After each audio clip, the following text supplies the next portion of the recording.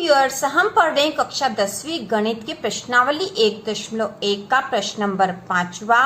Euclid विभाजन प्रमेयिका का प्रयोग करके दर्शाइए कि किसी धनात्मक पूर्णांक का घन 9m धन 1 या 9m धन 8 के रूप का होता है।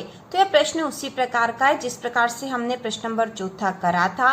यदि आपने इसके ऊपर वाले प्रश्न नंबर 1 से 4 तक नहीं देखे हो तो चैनल पर देख सकते हो, और इसी प्रकार के और वीडियो देखने के लिए चैनल को सब्सक्राइब कीजिए। तो चलो शुरू करते हैं, इसको हल करेंगे। तो सबसे पहले हम लिखेंगे माना कि धनात्मक पूर्णांक, क्योंकि यहाँ प्रश्न में कहा गया है यूक्लिड विभाजन प्रमेयिका का प्रयोग करके दर्शाइए कि किसी धनात्मक पूर्णांक का घन। तो वह जो किसी धनात्मक पूर्णांक हमने मान लिया कि माना कि धनात्मक पूर्णांक x है, जिसे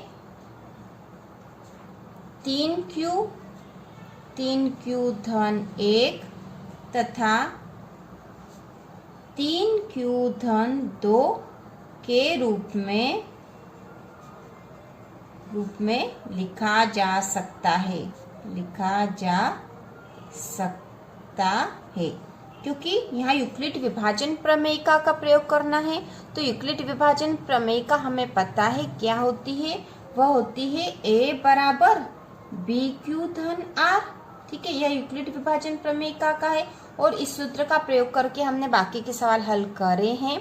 ठीक है, तो इसीलिए हमने यहाँ लिखा है कि माना कि धनात्मक पूर्णांक x है, क्योंकि हमें धनात्मक पूर्णांक का घन ही सिद्ध करना है कि इस रूप में लिखा जा सकता है। तो सबसे पहले तो हमें पता होना चाहिए कि धनात्मक पूर्णांक हम किसे कर दे। तो हमने मान लिया कि वह x है, जिसे 3q धन 1 तथा 3q धन 2 के रूप में लिखा जा सकता है। तो यहाँ पे 3q धन 1 और 3q धन 2 इसलिए लिखा है कि हमने यूक्लिड विभाजन प्रमेयिका का प्रयोग करके b के स्थान पर हमने 3 मान लिया है, q के स्थान पर तो q है ही सही जो कि भागफल है, और r जो है ये शेषफल है। तो शेषफल के लिए हमने यहाँ पर 3q के स्थान पर शेषफल 0 होगा, और यहाँ 1 है और यहाँ 2 मान लिया है। और अब इसे हम हल करेंगे।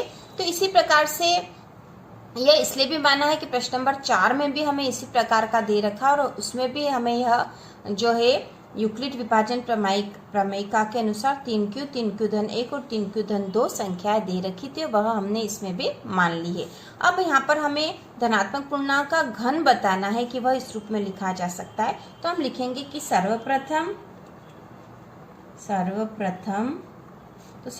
x बराबर किसके है, तो 3q के बराबर हो सकता है। ठीक है, x बराबर 3q का घन करने पर तो इसमें दोनों पक्षों का घन करेंगे। तो ये धनात्मक पूर्णांक जो x माना है इसका घन मतलब घात 3 बराबर 3q, और इसकी भी घात 3 हो गई है। तो इसे अब हल कर लेंगे हम। तो x की घात 3 बराबर 3q की घात 3 है, मतलब 3 की घात भी 3 है और q की घात भी 3 है। तो 3 की घात 3 का मतलब क्या हो जाएगा, तो 3 की घात 3 मतलब 3 गुणा 3 होता है, मतलब 3 तिया 9 9 तिया 27 होते हैं। 3 की घात 3 मतलब तो यहाँ हम लिख देंगे 27, और q की घात 3 तो q की घात 3 इसी प्रकार से हम लिख देंगे। अब हमें तो यहाँ सिद्ध करना था। देखो प्रश्न क्या था कि किसी धनात्मक पूर्णांक का घन 9m धन 1 या 9m धन 8 के रूप का होता है। तो सबसे पहले 3q है, तो 3q के लिए 9m आना चाहिए। तो क्या हम इसे किसी रूप में 9m के रूप में लिख सकते हैं क्या, तो हम इसे 27 को 9 के रूप में कैसे लिख सकते हैं, तो हम लिख सकते हैं जैसे x की घात 3 बराबर 27 क्या होता है 9 गुणा 3 9 तिया 27, इस रूप में लिख दिया, और q की घात 3 है ही सही यहाँ पर। अब हम लिख देंगे कि x की घात 3 बराबर ये 9 है। अब जो 3q की घात 3 है इस पूरे को हम मान लेंगे कि यह m है। ठीक है, 3q की घात 3 जो है ये कोई संख्या होगी, q के स्थान पर भी कोई संख्या आएगी, उसकी घात 3 हो जाएगी। तो इस प्रकार से पूरी कोई संख्या बन जाएगी। तो यहाँ पर हमने इस पूरी संख्या को m मान लिया है। तो यहाँ पे लिख देंगे 3q की घात 3 बराबर m, कोई पूर्णांक संख्या है। हमने मान लिया कि ये कोई संख्या बनेगी यहाँ पर, जिसे हमने m मान लिया है और इसको दे देंगे हम समीकरण 1 नाम। ठीक है, यहाँ पे x की घात 3 बराबर 9m। तो यह हमें सिद्ध करना था किसी धनात्मक पूर्णांक का घन 9m के रूप में लिखा जा सकता है क्या। तो सबसे पहला तो हमने बता दिया कि हाँ 9m के रूप में हम लिख पा रहे हैं। अब 9m धन 1 वाला सिद्ध करना, और अब हम यूक्लिड विभाजन प्रमेयिका के अनुसार सबसे पहले हमने लिखा था 3q और उसके बाद लिखा था 3q धन 1। तो अब 3q धन 1 वाली जो मान है x का, इसका भी हम घन करेंगे। तो अब हम लिखेंगे इसी प्रकार x बराबर 3q धन 1 का घन करने पर तो क्या बनेगा यहाँ पे। तो देखो x की घात 3 बराबर 3q धन 1 की घात 3। ठीक है, यहाँ पे इस पूरे की भी घात 3 होगा और इस पूरे की भी घात 3। घन मतलब घात 3 लगानी है हमें। तो यहाँ पर x 3q धन 1 की घात 3। तो यहाँ पर जो सूत्र लगेगा, जैसे यहाँ पे इसको हल करने के लिए हम जो गणितीय सूत्र रहते हैं उसके अनुसार, बीजीय सूत्र के अनुसार इसको आसानी से हल कर लेंगे। क्योंकि इसके पहले वाले चौथे प्रश्न में भी हमने यहाँ पर जो मान आया था तो हमने सूत्र लगाया था a धन b की घात 2 वाला सूत्र लगा था, और इसमें लगेगा a धन b की घात 3 वाला। तो सूत्र है a धन b की घात 3 बराबर होगा a की घात 3 धन b की घात 3 धन 3ab, और कोष्टक में हो जाएगा a धन b। तो ये इसका सूत्र है, a धन b की घात 3 को हल करने का यह सूत्र है, और इसी सूत्र के अनुसार इसे हम हल कर लेंगे। तो यहाँ पर इस समीकरण के अनुसार a बराबर क्या होगा यहाँ पर। तो a बराबर हो जाएगा 3q है यहाँ पर, है ना 3q, और b के स्थान पर यहाँ क्या है, तो b के स्थान पर है 1। तो इसके अनुसार इसे हल कर लेंगे आप। यह फार्मूला है, इसका सॉल्यूशन इस प्रकार से होगा, और फिर इससे और हल कर लेंगे। तो हम लिखेंगे यहाँ पर हल कर लेते हैं कि x की घात 3 बराबर, इसे इस सूत्र के अनुसार हल कर रहे हैं।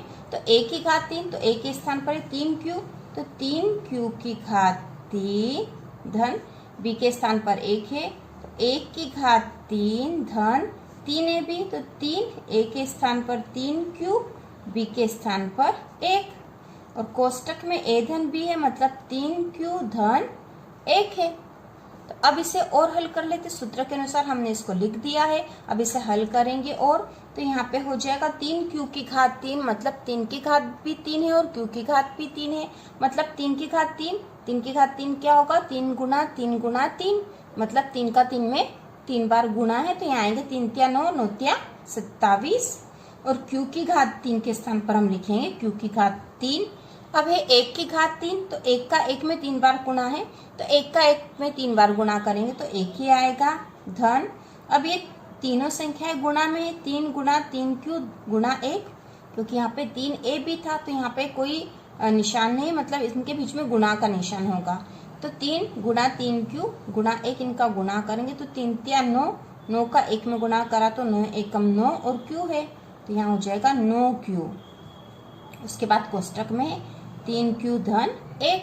अब इस 9q का गुणा होगा इन दोनों में, तो इसे भी हल कर लेते हैं। तो यहाँ हो जाएगा 27 q की घात 3 धन 1 धन, अब 9 का 3 में गुणा करा तो 9 तिया 27, q का q में गुणा हुआ तो q की घात 2 धन 9q का 1 में गुणा करा तो 9q ही आएगा।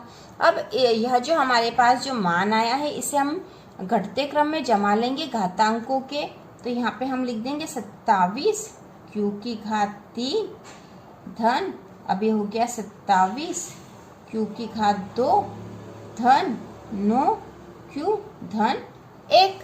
ठीक है, इस प्रकार से हमने इसको जमा लिया। तो अब इसको देखो कि क्या हम इसे 9 के रूप में लिख सकते हैं, या फिर इसे हम इन तीनों में से हम क्या 9 कॉमन ले सकते हैं। तो इसको देखते हैं। तो जैसे 27 से 27 क्या है, 9 गुणा 3, 9 तिया 27 है, ये 27 है मतलब 9 गुणा 3, ये भी 9 तिया 27 हो जाएगा, और यहाँ 9 है ही सही।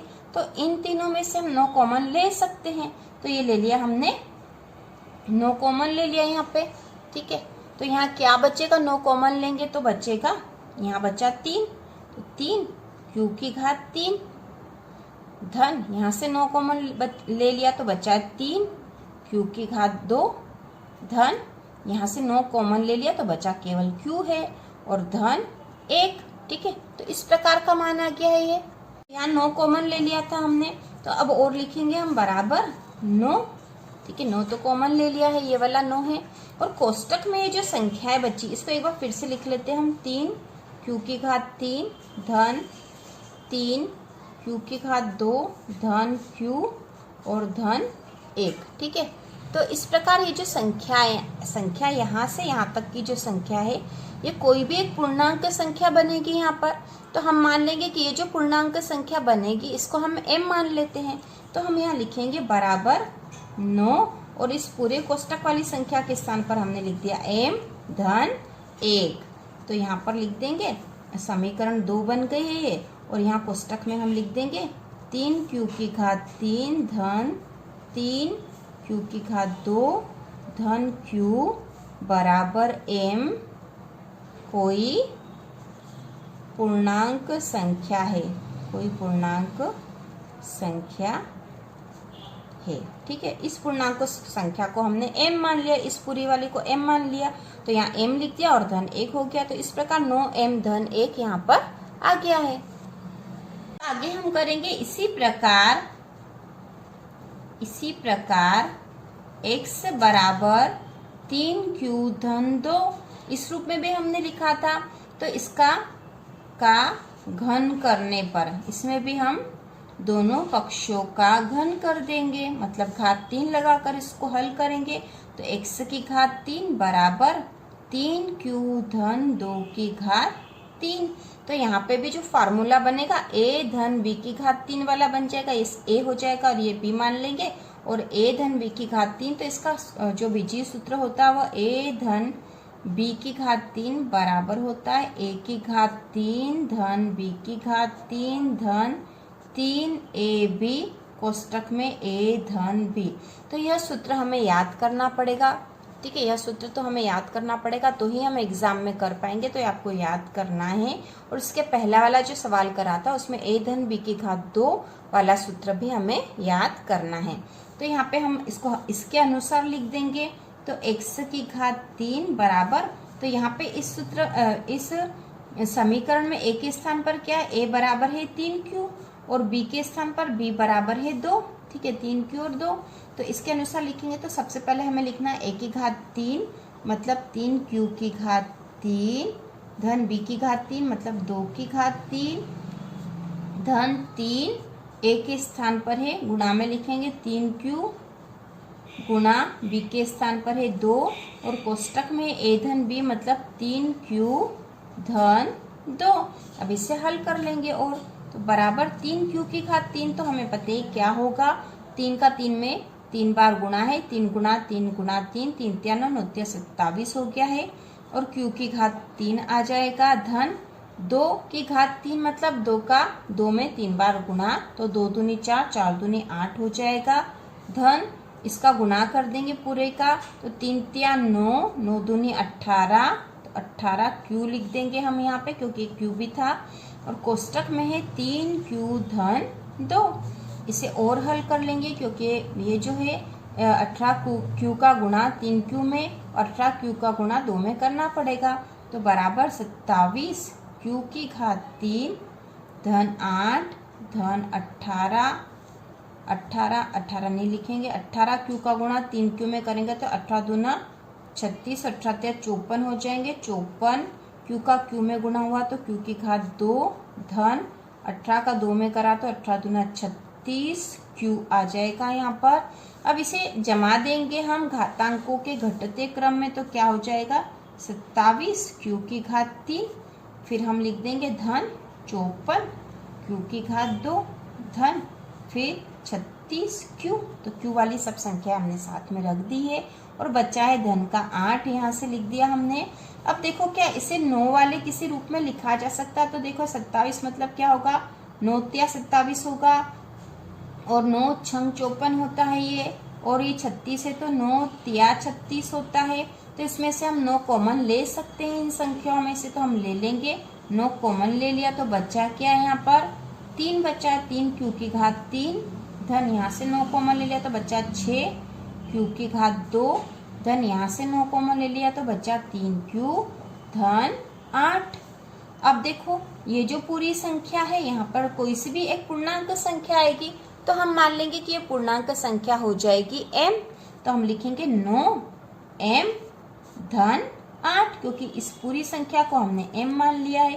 तो यह कोष्टक में लिख देंगे 3 क्यू की घात 3 धन 6 क्यू की घात 2 धन 3 क्यू बराबर m।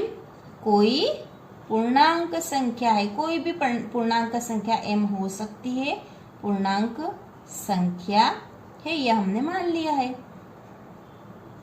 तो इस प्रकार से इस पूरी संख्या के स्थान पर m लिख दिया है। तो यहाँ जो चल रहा था वह था x की घात 3, ठीक है, x की घात 3 था, x की घात 3, ठीक है, x की घात 3 नहीं लिखेंगे तो भी आखिरी में लिखेंगे तो चल जाएगा और इसे हम दे देंगे समीकरण 3 नाम। तो इस प्रकार हमारे पास 3 समीकरण आ गई है। तो इस प्रकार हम यहाँ लिखेंगे, इस प्रकार समीकरण 1, 2 व 3 से x की घात 3 बराबर 9m, x की घात 3 बराबर 9m धन 1 और x की घात 3 बराबर 9m धन 8। ये समीकरण 1 थी, ये समीकरण 2 थी, ये समीकरण 3 थी। इसलिए x की घात 3 बराबर 9m धन 1 या 9m धन 8 है, ठीक है, 9m धन 8 है। इसलिए किसी धनात्मक पूर्णांक, क्योंकि प्रश्न में हमसे जैसी भाषा में पूछा हम वैसा हम लिख देंगे, किसी धनात्मक पूर्णांक का घन 9m धन 1 या 9m धन 8 के रूप का होता है, ठीक है। यह हमने यहाँ दर्शा दिया क्योंकि हमें यही दर्शाना था कि किसी धनात्मक पूर्णांक का घन 9m धन 1 तथा 9m धन 8 के रूप का होता है। तो ये हमने दर्शा दिया है। यही दर्शाना था कि किसी धनात्मक पूर्णांक का घन 9m धन 1 या 9m धन 8 के रूप का होता है, जो हमने दर्शा दिया है। इस प्रकार हमारी प्रश्नावली 1.1 का पूरा संपूर्ण हल हो चुका है। अब हम प्रश्नावली 1.2 की शुरुआत करेंगे अगले वीडियो से। तो इसी प्रकार के और वीडियो देखने के लिए, कक्षा 10वीं की संपूर्ण तैयारी के लिए चैनल को सब्सक्राइब कीजिए।